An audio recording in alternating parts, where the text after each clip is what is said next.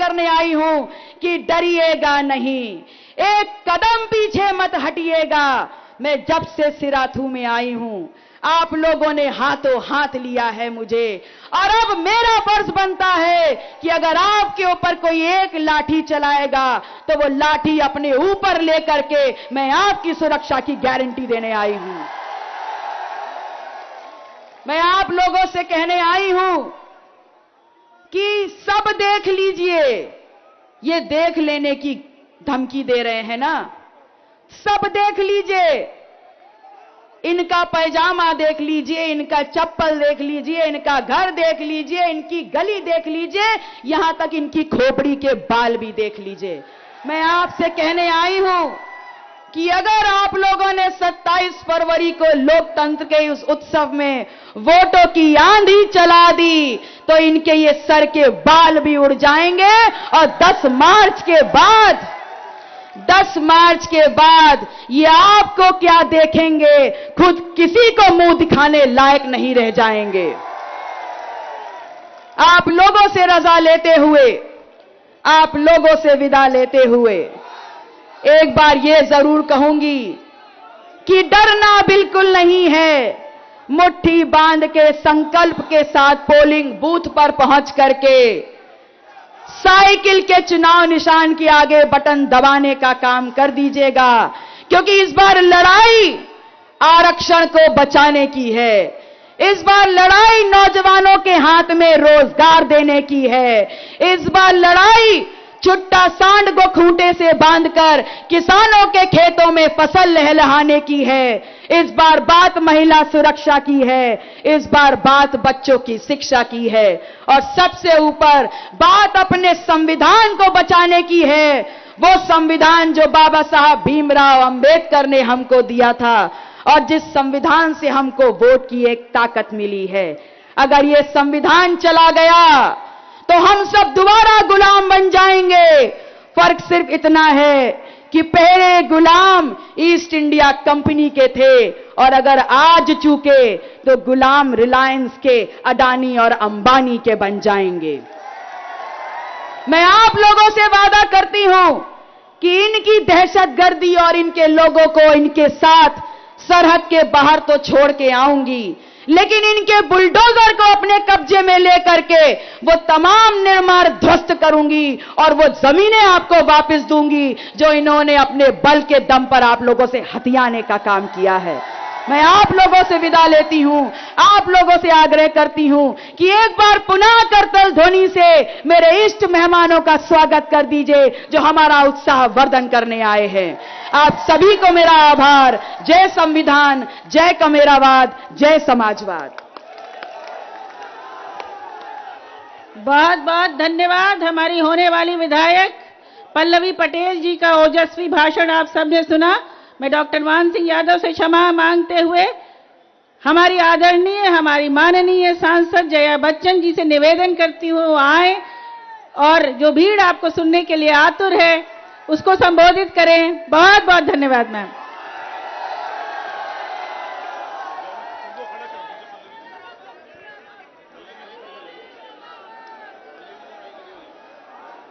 नमस्कार। पल्लवी पटेल जी,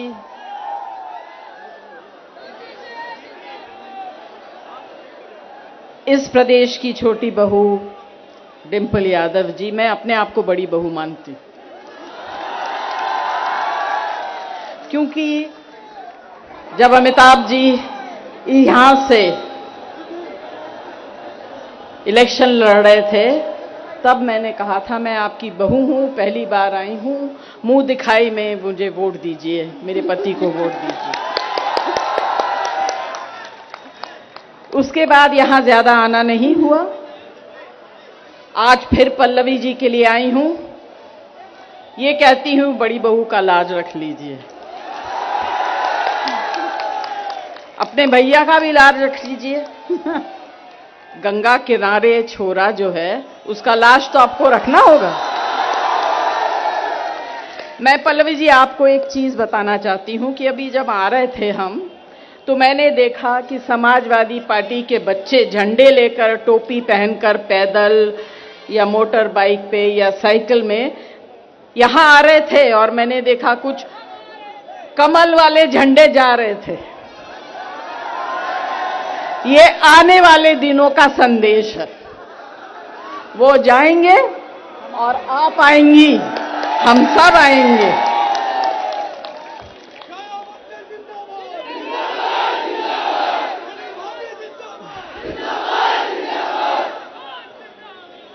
देखिए, मैं सुन रही हूं यहां बोला जा रहा है, यहां से जो मंत्री जी हैं फिलहाल जातिवाद करते हैं, परिवारवाद करते हैं। अरे ये भूल जाते हैं कि आपके जो मुख्यमंत्री हैं उन्होंने तो परिवार को त्याग दिया है। वो परिवार के बारे में क्या जानते हैं? वो क्या जानते हैं परिवार क्या होता है? वो क्या जानते हैं बहू बेटी क्या होती है? कहते हैं कि यहां औरतों की, महिलाओं की सुरक्षा नहीं है। झूठ! इन लोग झूठ के सिवाय और कुछ नहीं बोलते हैं। मैं आज 15 साल पार्लियामेंट में रही हूं, अभी भी हूं, और झूठ के सिवाय इन्होंने कुछ नहीं कहा। महिलाओं के लिए हमेशा हम लड़े हैं। ये जब सत्ता में हैं और सत्ता में नहीं थे तब भी इन्होंने महिला सुरक्षा के लिए एक शब्द भी नहीं कहा।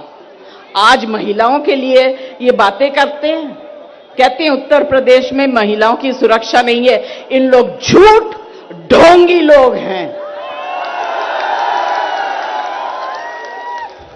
मुंबई भाषा में इनको फेंकू चंद कहते हैं। सिर्फ फेंकते रहते हैं, काम कुछ नहीं करते हैं।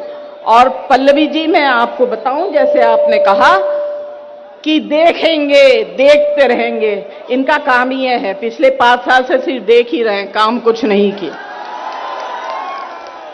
अखिलेश यादव जी जो काम करके गए हैं उसी को देख ही रहे हैं, खुश हो रहे हैं, पीता काट रहे हैं। उसके आगे कोई काम नहीं किया। ताकत आप लोगों के पास है। आप जिसको चाहते हैं उसे ताकतवर बना सकते हैं। ताकत हम लोगों के पास नहीं है, जो कुर्सियों पे बैठे हैं उनके पास नहीं है। इस बात को समझिए और इसको बहुत जोर से, अच्छी तरह से 27 तारीख को दम लगाकर देखिए क्या होता है। ज्यादा कुछ नहीं कहूंगी। एक छोटी सी कविता है, वो सुना दूं? इसका नाम है यूपी का लाल। कौन है यूपी का लाल? बहुत अच्छा। अब मैं जब पंक्ति पढ़ूंगी इसके बाद आप लोग यूपी का लाल बोलेंगे। बोलेंगे? जो यूपी में लाया विकास की बौछार, वो कौन है? जिसने हर यूपी की बेटी को बनाया, अपने आप को बनाया उनका ढाल, वो कौन है? जिसने जात धर्म भूल के पूरे यूपी को समझा एक परिवार, वो कौन है? जो यूपी की गद्दी में जो यूपी की गद्दी में नहीं, फिर भी यूपी वालों के दिल में बसा था 5 साल, वो कौन है? और गद्दी जाने पर भी यूपी की सेवा करने से कभी ना करा इनकार, वो कौन है? जो हर नौजवान को नौकरी देने पर तुला है, यूपी के हित में रहे, हर कर्म से जुड़ा है, वो कौन है? मैं माताओं से सुनना चाहती हूं कि यूपी का लाल कौन है? माताएं, आप बोलिए, आपकी आवाज बुलंद है। अगर आप बोलेंगी तो आपके बच्चे भी बोलेंगे। अपना भला समझिए। जिसको किसानों ने दिलवाया उनका हक, जिसने किसानों को दिलवाया उनका हक, हर गांव यहां पहुंचना, बनाया पक्की सड़क, जिसके यूपी मिट्टी का, जिसने यूपी की मिट्टी को अपनी मां समझकर रखा ख्याल, वो कौन है? फिर एक बार कंवल जो ना कर पाया कमाल करेगा यूपी का लाल, वो कौन है? बहुत बहुत धन्यवाद। अगर 27 तारीख को नहीं, मुझे गाना वाना नहीं आता।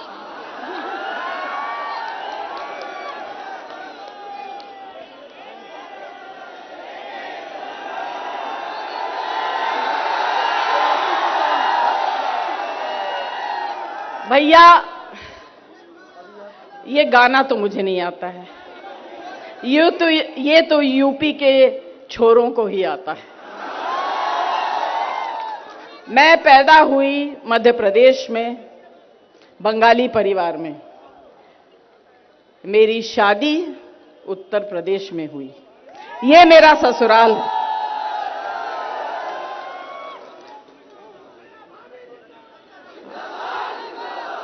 मेरा जिंदाबाद नहीं, इनका जिंदाबाद है।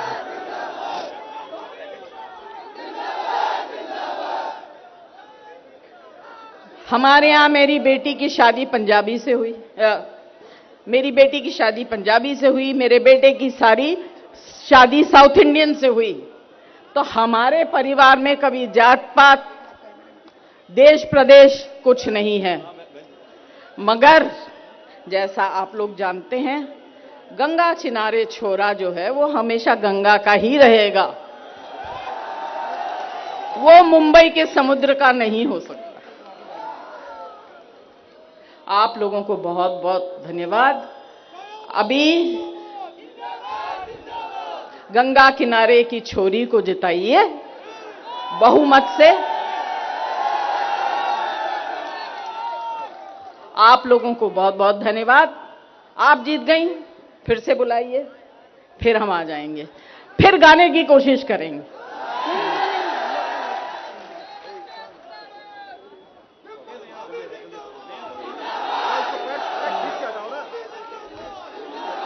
बहुत बहुत धन्यवाद। अब हम सबको संबोधित करेंगी हमारी आदरणीय माननीय सांसद डिंपल यादव जी। बहुत धन्यवाद।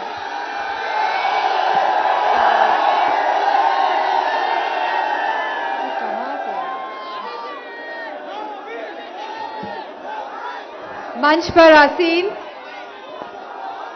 श्री यतेश चंद्र सोनकर जी, श्री राम सजीवन निर्मल जी, कैलाश चंद्र केशरवानी जी, अशरफी लाल शास्त्री जी, श्री भान सिंह यादव जी, दयाशंकर यादव जी, विनोद केसरा जी, श्री प्रकाश पटेल जी, डॉक्टर असलम जी, जरीना उस्मानी जी, जूही सिंह जी, जया बच्चन जी, और मंच पे जितने भी लोग मौजूद हैं और मेरे सामने समाजवादी के सभी कार्यकर्ता, हमारे आदरणीय बुजुर्ग, हमारी माताएं, मेरी प्यारी बहनें और हमारे पत्रकार बंधुओं, हम सभी जानते हैं कि 2022 का चुनाव हो रहा है। बहुत ही महत्वपूर्ण चुनाव है कि नहीं? जो लोग अनाप शनाप बोल रहे हैं, अब उनको समझ आ गया कि हवाएं बदल गई हैं, मौसम बदल गया है और समाजवादी और गठबंधन की सरकार आ रही है। हमारी प्रत्याशी पल्लवी पटेल जी, जानते हैं इस बार 3 बहुएं एक साथ आई हैं। सिराथू की बहू पल्लवी पटेल जी, इलाहाबाद की बहू हमारी आदरणीय जया बच्चन जी, और मैं यूपी की बहू कह लूं अपने आप को, यूपी की बहू डिंपल यादव। बेटे ने तो, सराथू के बेटे ने तो धोखा दे दिया कि नहीं दिया? अब मेरा मानना है कि सराथू की जनता अपनी बहू को मौका देने वाली है, और ये बहू जो एक परिवार है जिनका, जो जानती है परिवार कैसे चलाना है और जो समझती है परिवार का दुख दर्द, वो ये जिम्मेदारी लेने को तैयार है और आप सबकी जिम्मेदारी लेने को तैयार है। और मुझे पूरा भरोसा है कि पल्लवी जी जो पढ़ी लिखी है, जमीन से जुड़ी है, सिराथू के सम्मान के लिए जमीन पर तो बैठ जाएंगी, लेकिन अपने आत्मसम्मान को कायम रखेंगी और कभी भी स्टूल पे नहीं बैठेंगी। पल्लवी जी ही सराथू को पल्लवित करने का काम करेंगी और जया जी जन घोष करने आज यहाँ पे आई है और मुझे पूरा भरोसा है कि सराथू की जनता साइकिल का बटन दबा के इतने वोट देंगी कि मंत्री जी भी शर्मिंदा हो जाएंगे। होंगे कि नहीं होंगे? गुंडागर्दी की बात करते हैं समाजवादियों के लिए ये लोग कि नहीं करते? बताइए मंत्री जी पे कौन कौन से मुकदमे लगे हैं? ऐसी सरकार देखी है जिसने ऐसे मुख्यमंत्री जिसने अपने ही मुकदमे हटाए हो और उप मुख्यमंत्री जिन्होंने अपने ही मुकदमे हटाए हो? ऐसे कहीं पे हुआ है किसी भी प्रदेश में जहां पे ऐसी संगीन धाराएं लगी है और वो मुख्यमंत्री बनने के बाद उप मंत्री बनने के बाद अपने ही धाराएं और अपने ही मुकदमे हटाए हो? तो जो लोग दूसरों पे इल्जाम लगाते हैं वो पहले अपने गिरेबान में झांक के देख ले कि उनके क्या हाल है।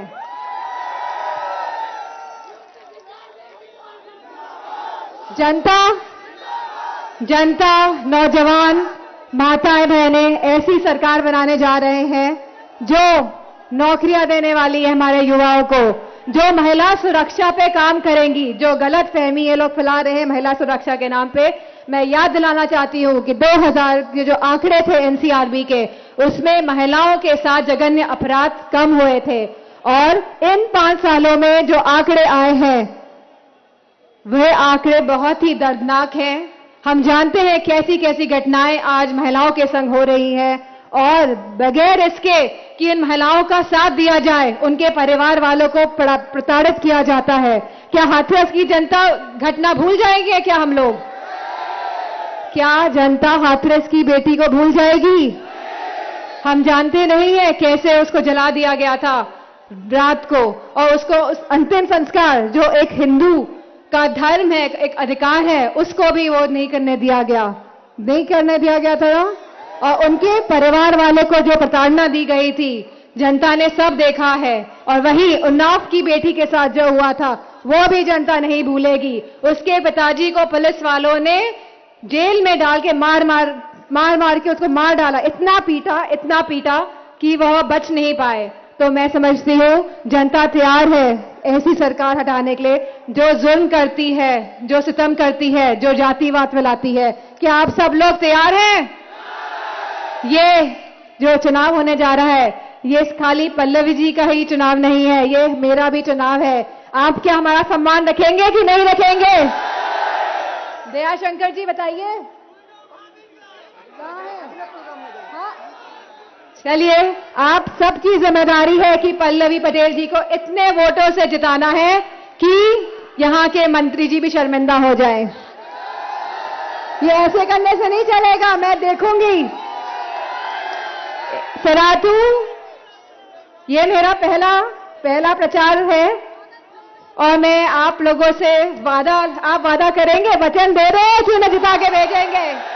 ये मेरी बहन जैसी है और मुझे पूरा विश्वास है ये महिलाओं का सम्मान और हक की बात रखेंगी, हमारे किसान भाइयों की बात रखेंगी, युवाओं की बात रखेंगी और मुझे पूरा भरोसा है कि आप पल्लवी जी को अपना पूरा समर्थन देंगे। बहुत सारी बातें मैं कहना चाहती हूँ। ये सरकार जो मौजूदा सरकार है, डबल इंजन की सरकार है। ये बताइए कि जंग का रंग क्या होता है? जब जंग लग जाता है लोहे में, इंजन की बात हो रही है तो लोहा ही इस्तेमाल होता है इंजन बनने में। जंग का रंग क्या होता है? हाँ, कौन सा रंग होता है जंग का?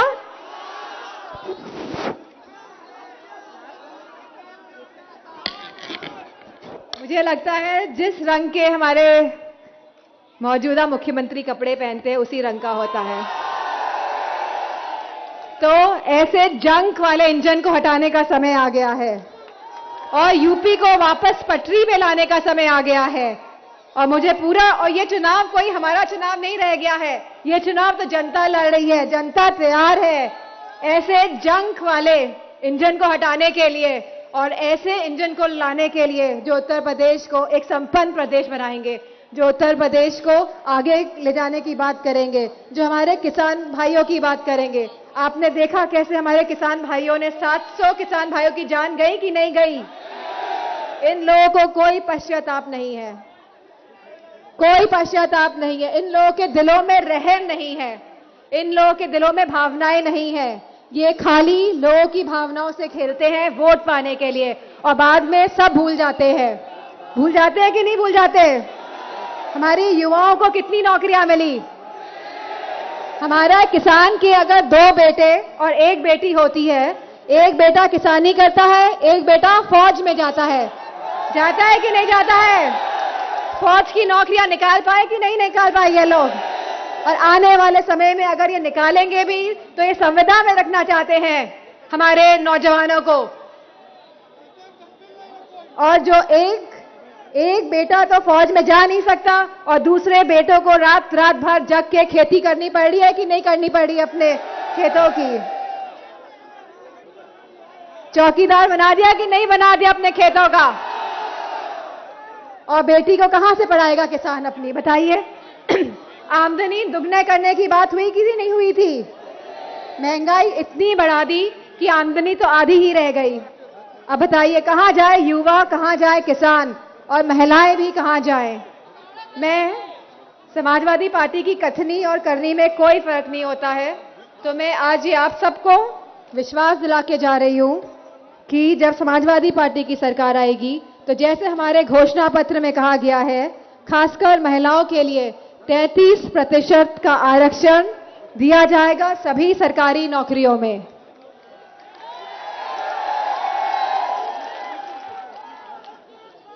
कन्या विद्याधन 12वीं पास कर लेंगी हमारी बेटियां तो उनको एक मुश्त राशि दी जाएगी 36,000 रुपए की।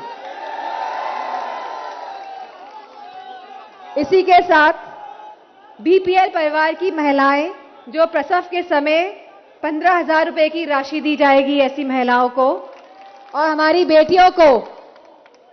बेटियों की शिक्षा केजी से लेके पीजी तक मुफ्त की जाएगी। जो हम पेंशन देते थे अपनी महिलाओं को, पेंशन मिलती थी कि नहीं पेंशन मिलती थी? आने वाले समय में 1 करोड़ से भी ज्यादा महिलाओं को पेंशन देनी पड़ेगी, तो ये पेंशन हम देंगे और यह पेंशन हम 500 रुपए से बढ़ा के 18,000 रुपए प्रति माह देंगे, जो सीधे महिलाओं के अकाउंट में जाएगी। और लैपटॉप मिले यहाँ पे किसी को? हमने सुना था लखनऊ में फोटो खिंचवाने के लिए एक कार्यक्रम कराया गया जहां पे फोन और लैपटॉप बांटे गए, लेकिन आखिरी में चुनाव आने से पहले जनता को बेवकूफ बनाने के लिए। और जब समाजवादी पार्टी की सरकार आएगी तो सब बच्चों को लैपटॉप देने का प्रावधान भी रखा गया है और दिया गया है, और आने वाले समय में फिर देने का काम किया जाएगा। इसी के साथ जितने भी हमारे किसान भाइयों ने अपनी जान खोई है, जो शहीद हुए हैं, हमारे 700 किसान भाई और बुजुर्ग जन, उनको 25-25 लाख रुपए भी दिए जाएंगे। और जिन किसान भाइयों की मृत्यु हुई है सांड के द्वारा, सबसे प्रिय जानवर कौन सा है हमारे मुख्यमंत्री जी का? तो जिन हमारे किसानों की मृत्यु हुई है सांड के द्वारा, उनको भी 5 लाख राशि दी जाएगी। सभी 2 पहिए वाहन मालिकों को प्रति माह 1 लीटर पेट्रोल तथा ऑटो रिक्शा चालकों को 3 लीटर पेट्रोल व 6 किलो CNGC मुफ्त दी जाएगी। और 3 सिलेंडर साल के मुफ्त महिलाओं को दिए जाएंगे। इन लोगों ने कनेक्शन तो दे दिए और सिलेंडर की कीमत कितनी बचा दी, बताइए? उन कनेक्शन का कोई काम है अब? तो समाजवादी पार्टी सरकार आने पे हर महिलाओं को 3 सिलेंडर मुफ्त दिए जाएंगे। और इसी के साथ महिला सुरक्षा को लेकर मैं कहना चाहूंगी कि समाजवादी पार्टी सरकार के आने के बाद हम महिला सुरक्षा पे खास तौर पे काम करेंगे और हर गांव में सीसीटीवी कैमरा लगाने का काम करेंगे। हर गांव में सीसीटीवी कैमरे लगाने का काम करेंगे और एक पूरी, जिस तरह हमारे पुलिसकर्मी यहां खड़े हैं, तो पूरी महिला सुरक्षा इकाई बनाई जाएगी। महिलाओं के लिए पूरी पुलिस में एक अलग से इकाई बनाई जाएगी महिलाओं की, जिससे कि वो महिलाओं के दुख दर्द को समझेंगे और उनको एक ऐसा। इसी के साथ मैं कहना चाहूंगी कि यह चुनाव बहुत ही महत्वपूर्ण चुनाव है कि नहीं? ये युवाओं का चुनाव है, ये हमारी बेटियों का चुनाव है, ये हमारे किसानों का चुनाव है, ये हमारे सभी लोगों का चुनाव है और बढ़ चढ़कर इस चुनाव में हिस्सा लीजिए और ऐसे हराइए यहाँ के मंत्री जी को कि उनको भी शर्म आ जाए कि कहां वो पल्लवी पटेल जी के सामने आ गए। इन्हीं शब्दों के साथ मैं अब यहां समाप्त करती हूं और मुझे पूरा विश्वास है कि आप हमारा मान सम्मान रखेंगे और पल्लवी जी को बहुत अच्छी तरह से जिता के भेजेंगे। धन्यवाद।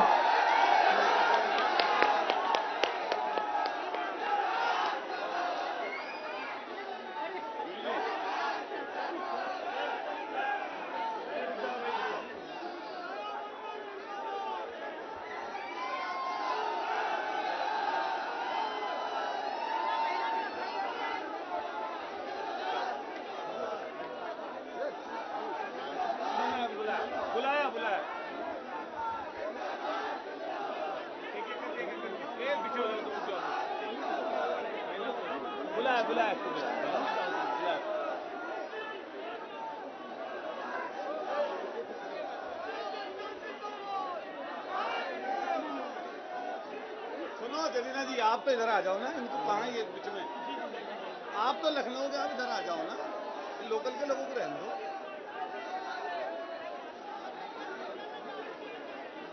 क्या दिखाओ ऊपर वो उठ के आगे।